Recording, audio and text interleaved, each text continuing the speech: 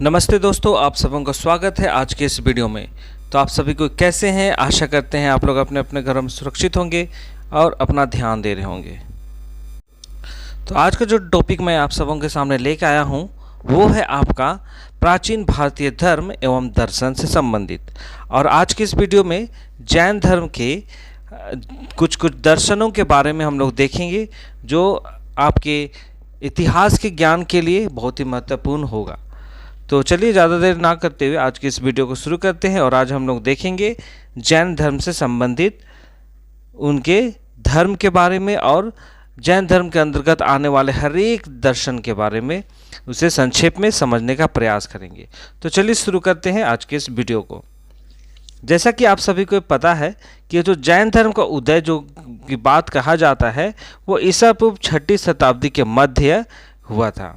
ठीक है, और ये जो 6वीं शताब्दी की बात मैं कह रहा हूँ, 6वीं शताब्दी में मध्य एवं निम्न गंगा के मैदानों में 62 धार्मिक संप्रदायों का उदय हुआ था, जिसमें जैन संप्रदाय और बौद्ध संप्रदाय सबसे महत्वपूर्ण थे और धार्मिक सुधार के परम शक्तिशाली आंदोलन के रूप में उभरे थे।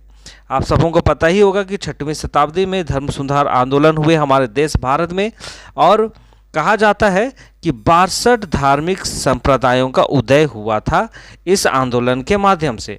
लेकिन जैन धर्म और बौद्ध संप्रदाय महत्वपूर्ण से पूरी शक्तिशाली के साथ पूरी दुनिया में अपना प्रभाव छोड़ने का काम किया था। सबसे पहले हमारे देश भारत में अपने शक्तिशाली प्रभाव को यहाँ पे छोड़ने का काम किया था और बहुत सारे लोग इस संप्रदाय से प्रभावित होकर के वे इस संप्रदाय से जुड़ने लगे थे।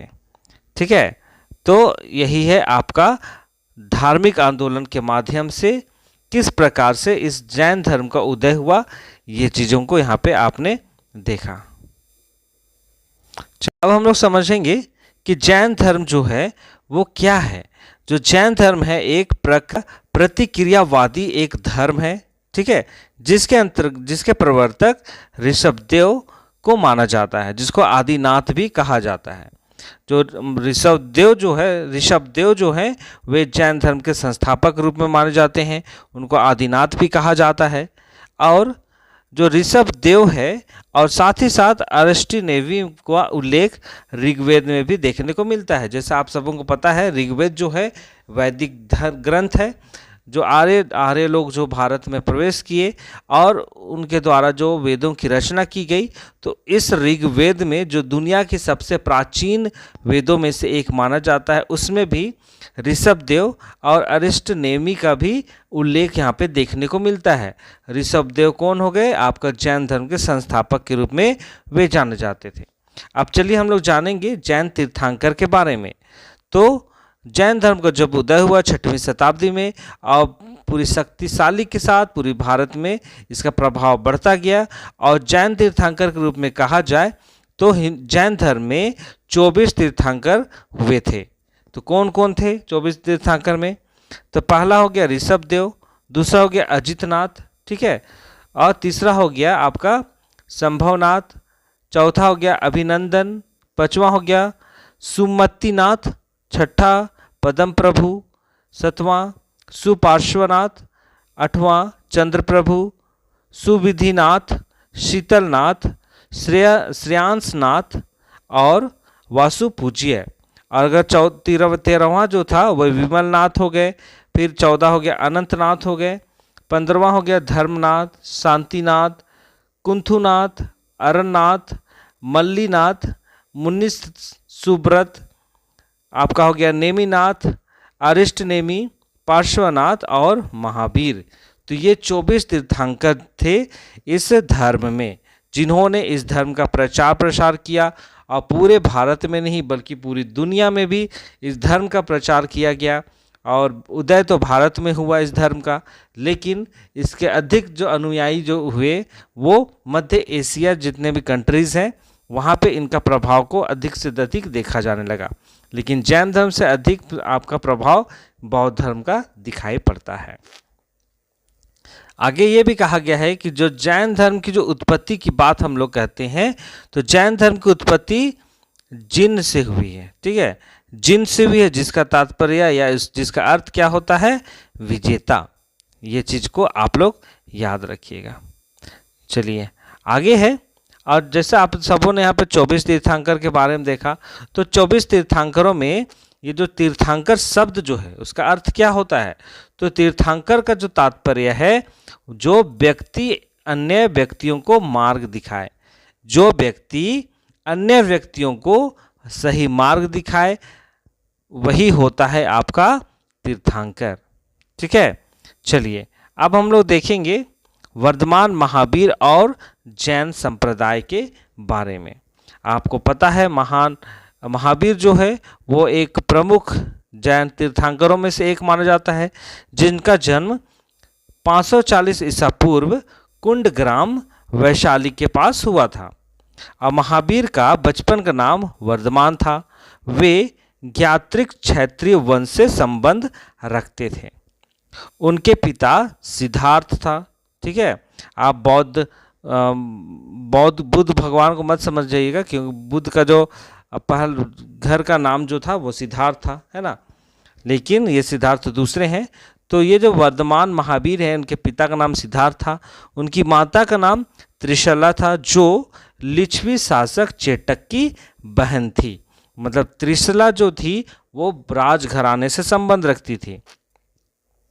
और आपके वर्धमान महावीर की पत्नी के बारे में पूछा जाता है, तो उनका नाम यशोदा था। उसकी एक बेटी थी जिनका नाम अनुजया या प्रियदर्शनी था।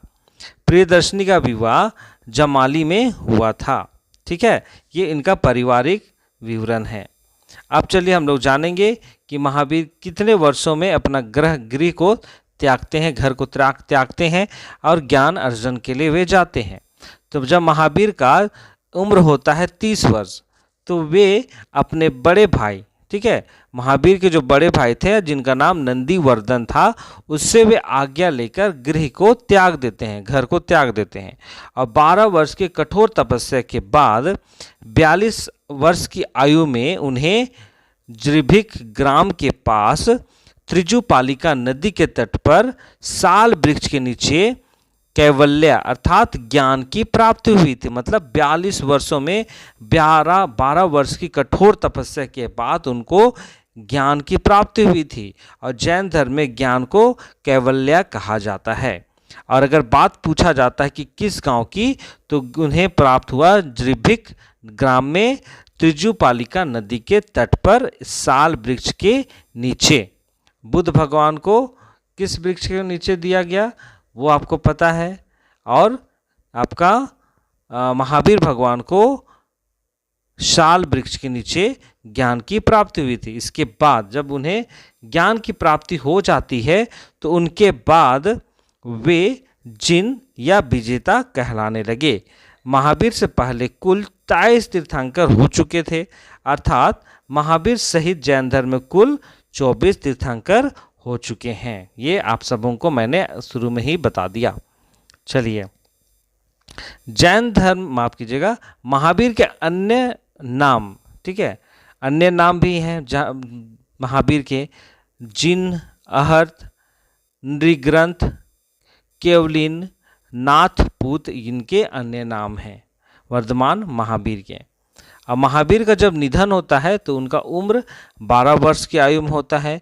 अगर आप सबों से पूछा जाता है ईस्वी कब होता है, तो 468 ईसा पूर्व BC में पावापुरी राजगिरी जो बिहार में है, वहीं पे मल के शासक सुस्तपाल के राज्य में, मतलब उस वक्त मल का शासन चल रहा था, राजा का नाम सुस्तपाल था, और पावापुरी में ही उनका निधन होता है। आपका महावीर, वर्धमान महावीर का 72 वर्ष की आयु में 468 BC में। ठीक है, चलिए अब हम लोग जानेंगे जैन धर्म के सिद्धांत के बारे में। जैन धर्म के 5 सिद्धांत हैं, ठीक है, 5 व्रत है। पहला है आपका अहिंसा, हिंसा नहीं करना, मतलब यही है। सत्य, कभी झूठ ना बोलना। असत्य, चोरी ना करना। अपरिग्रह, संपत्ति अर्जित नहीं करना। ब्रह्मचार्य, इंद्रिय निग्रह करना अर्थात ब्रह्मचार्य का पालन करना, ये 5 सिद्धांत हैं जैन धर्म के। याद रखने वाली बातें हैं। अहिंसा, सत्य, असत्य, अपरिग्रह, ब्रह्मचार्य, ये 5 जैन धर्म के सिद्धांत हैं जिनको पंच महाव्रत भी कहा जाता है। चलिए आगे हम लोग देखेंगे कि जो पहले ये जो पंच महाव्रत की बात हमने देखे, उसके जो पहला 4 जो है अहिंसा से लेकर अपरिग्रह तक, तो ये जो है पहला 4 जो है वो महाव्रत का प्रतिपादन पार्श्वनाथ जो 23वें तीर्थंकर थे उन्होंने किया था। ठीक है, इन पहले 4 का प्रतिपादन उन्होंने पार्श्वनाथ जो तीर्थंकर थे 23वें उन्होंने किया था। अब 5वां महाव्रत जो है वो महावीर के द्वारा जोड़ा गया। आपका ब्रह्मचार्य जो जीवन है उनको महावीर के द्वारा जोड़ा गया था। चलिए अब आगे देखते हैं जो है अनुव्रत। अनुव्रत क्या है? अनुव्रत का अर्थ होता है जो गृहस्थ जीवन में रहने वाले जैनियों के लिए महाव्रत में कठोरता कम थी, इसलिए इन्हें अनुव्रत कहा जाता है। मतलब यहाँ पे बहुत सारे जैनिय जो हैं वे घरों गृहस्थ जीवन जी करके भी इस तरह के व्रत को मानने का, इस तरह के सिद्धांत को वे फॉलो कर सकते हैं। चलिए अब हम लोग जानेंगे त्रिरत्न के बारे में। तो ये त्रिरत्न होता क्या है? तो जैन धर्म में 3 त्रिरत्न है, नाम से ही पता चलता है, जिनके द्वारा मोक्ष प्राप्त किया जा सकता है। ठीक है, मोक्ष की प्राप्ति की बात यहाँ पे हम लोग देखते हैं जैन धर्म में, बौद्ध धर्म में। तो मोक्ष प्राप्ति कैसे प्राप्त किया जा सकता है? तो इन 3 रत्नों को फॉलो करके। तो वो 3 रत्न क्या क्या है? पहला रत्न है आपका सम्यक दर्शन, दूसरा हो गया सम्यक ज्ञान, तीसरा हो गया सम्यक आचरण। दर्शन, ज्ञान, आचरण। तो चलिए हम लोग आगे देखते हैं। स्यादवाद। स्यादवाद क्या हो गया? जैन धर्म के अनुसार 7 नए आंशिक ज्ञान जो होते हैं वो 7 तरह के होते हैं, उस जिन्हें स्यादवाद कहा जाता है। इन्हें अनेकांतवाद या सप्तभंगी भी कहा जाता है। ठीक है, ये सारी बातें हैं। चलिए आगे हम लोग देखते हैं। इस पे आगे है सल्लेखना। ठीक है, सल्लेखना क्या होता है? सल्लेखना जो है वो निराहार एवं निर्जल रहकर प्राण त्याग करना सल्लेखना कहलाता है। चंद्रगुप्त मौर्य ने इसी पद्धति से अपने प्राण को त्यागे थे। ठीक है, सल्लेखना आप सभी को यहाँ पे समझ चुके हैं। अगला है देवताओं का अस्तित्व। तो देवताओं का अस्तित्व में जैन धर्म ने देवताओं के अस्तित्व को स्वीकारा है, तो अवश्य, परंतु उसका स्थान जिन के नीचे रखा गया है। जिन क्या हो गया? जो ज्ञान की प्राप्ति करते हैं उन लोगों को जिन कहा जाता है। जैसे आपका जितने भी तीर्थंकर हैं जिन्होंने ज्ञान की प्राप्ति की, तो उन्हीं के बाद में इन देवताओं को रखा गया है, उनका स्थान माना गया है जैन धर्म के अनुसार से। आगे है वर्ण व्यवस्था। तो वर्ण व्यवस्था के अनुसार महावीर के अनुसार पूर्व जन्म में अर्जित पुण्य या पाप के अनुसार ही किसी का जन्म उच्च या निम्न कुल में होता है। ऐसी बातें महावीर के द्वारा कहा गया था। चलिए आगे हम लोग देखते हैं। ये अब हम लोग देखेंगे जैन धर्म का प्रचार प्रसार किस आधार पे होता है। तो कैवल्य क्या हो गया? ज्ञान हो गया। तो ज्ञान प्राप्ति के बाद महावीर ने अपना प्रथम उपदेश राजगृह में दिया था। अगर पहाड़ी की बात की जाए तो विपुलाचल में एक पहाड़ी है जो वराकर नदी है, उसी के तट पर स्थित है। वहीं पे राजगिरी में उन्होंने अपना प्रथम उपदेश दिया था। जमाली। जमाली कौन थे? जमाली महावीर के दामाद थे और इनके प्रथम शिष्य के रूप में भी जाने जाते थे आपका जमाली। और चंदना कौन थे? चंदना जो है वो चंपा नरेश दद्धि वाहन की पुत्री थी और वे महावीर के प्रथम भिक्षुनी थी। भिक्षुनी कौन होते हैं? जो महिलाएं या स्त्रियां जो बौद्ध धर्म, माफ कीजिएगा, जैन धर्म के भिक्षु बनते हैं, महिलाओं को भिक्षुनी कहा जाता है। तो प्रथम भिक्षुनी थी आपका चंदना, महावीर की। महावीर के प्रथम शिष्यों की संख्या 11 थी, जिन्हें गणधर भी कहा जाता है। जो 11 शिष्य थे उनको गणधर भी कहा गया है। ये बातें यहाँ पे हम लोग देख पाते हैं। तो महावीर ने प्राकृतिक भाषा में धर्म का प्रचार किया। जैन धर्म के प्रचार के लिए पावापुरी में एक जैन संघ की स्थापना उन्होंने की थी महावीर के द्वारा। वहीं पे आनंद, सूर्यदेव, कामदेव, कुंडकोलिये आदि उनके प्रमुख शिष्यों में से एक माने जाते हैं।